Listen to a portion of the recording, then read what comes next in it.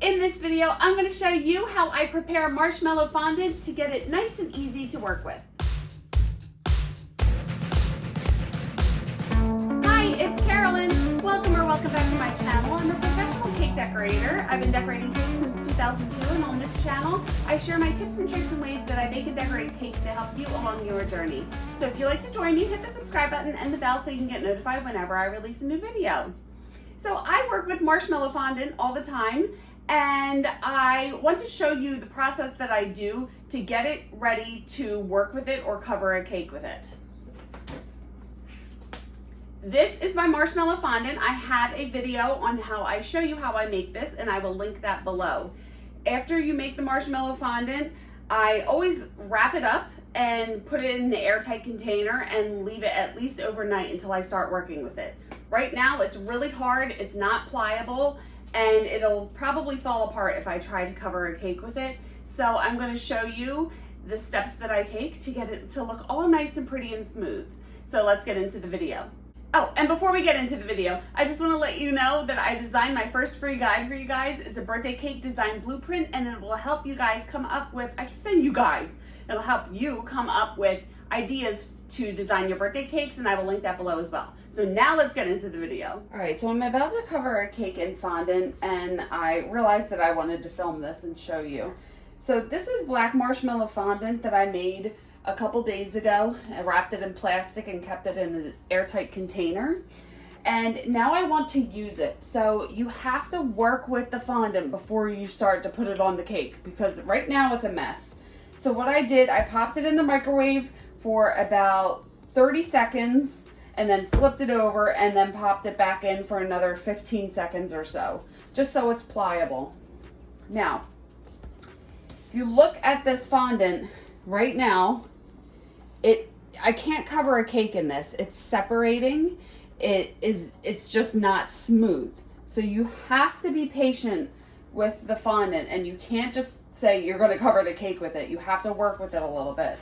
So when I'm working with fondant, I have Crisco or some kind of shortening, cornstarch so it doesn't stick to the countertop, and Tylose powder. I always talk about Tylose powder, but I always put it in all of my fondant, even fondant that I cover cakes with, because it really helps to smooth it out and helps it to hold its shape. But since this, I will actually show you. If I just, after popping this in the microwave once and not doing anything to it, knead it a couple times and then roll it out.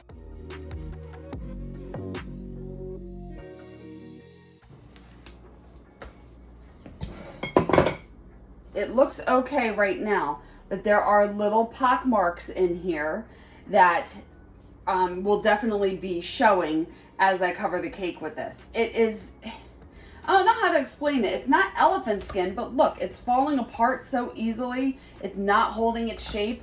You can't cover a cake with this, with fondant in this state, if you will.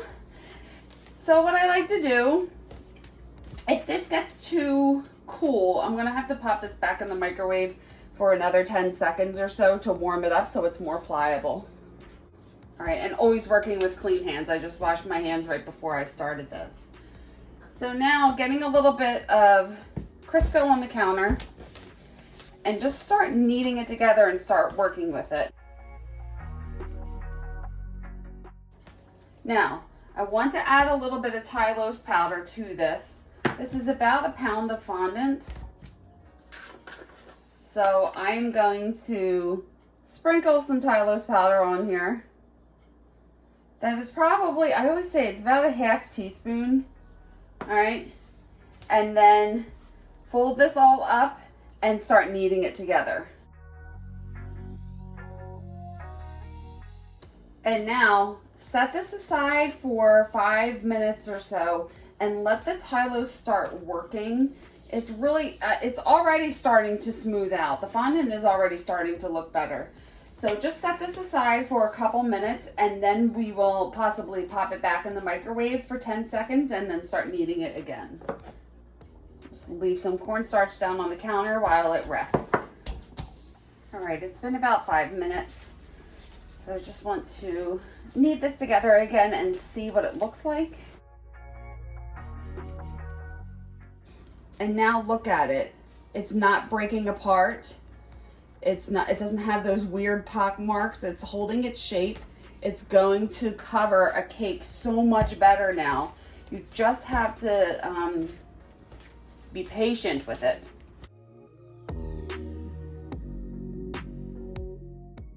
Good. Now I can cover the cake with this. Whenever I cover a cake in fondant, I use some piping gel and a paintbrush. Dip the paintbrush in the piping gel, and I wipe the piping gel down the sides of the cake. I do not put it on the top.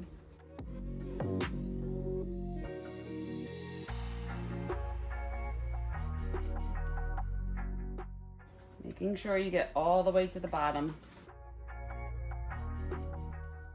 Now I can roll out this fondant.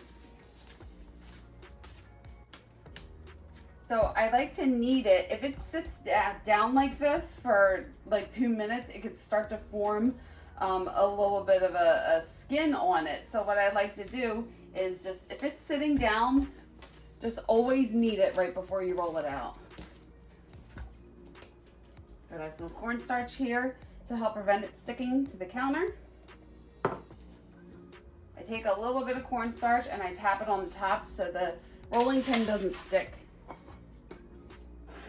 And just rolling it out. I have a video that I go into deeper detail on how I cover cakes with fondant, so I can link that below. Here's a little tip. Sometimes when you're rolling out fondant, you get little air bubbles. I don't like to poke it from the top because you can see the hole. So I take a needle tool, lift up the fondant, and then, I don't want my arm to be in the way, poke the needle tool up underneath so you can see where it is, and then just poke it through from underneath. It makes such a smaller hole and is less visible. And now, just want to cover this.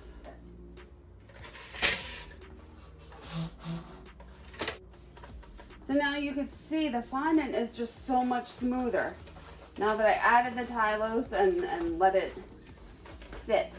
Because if I covered it as soon as I took it out of the microwave the first time, it would look horrible.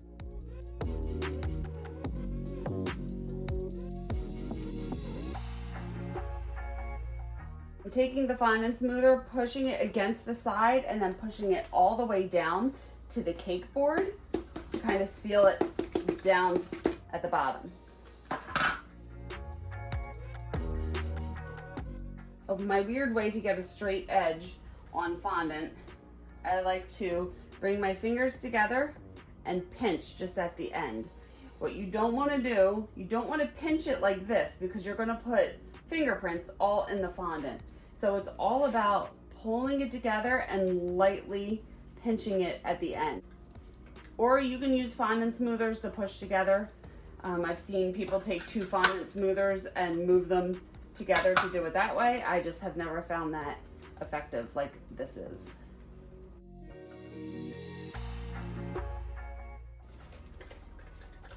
Now I'm just refining that edge, rubbing my fingers up and down the fondant, helping to get rid of any marks that may have been created. Smoothing out the top and the sides. And then you can take a piece of fondant, dip it in a little cornstarch and tap that cornstarch off, and then just use the fondant to smooth out the fondant, and this will really help get rid of any marks that were created. And then take the pizza cutter and just cut along the very bottom. I have to do this with my right hand, so maybe I could do it this way.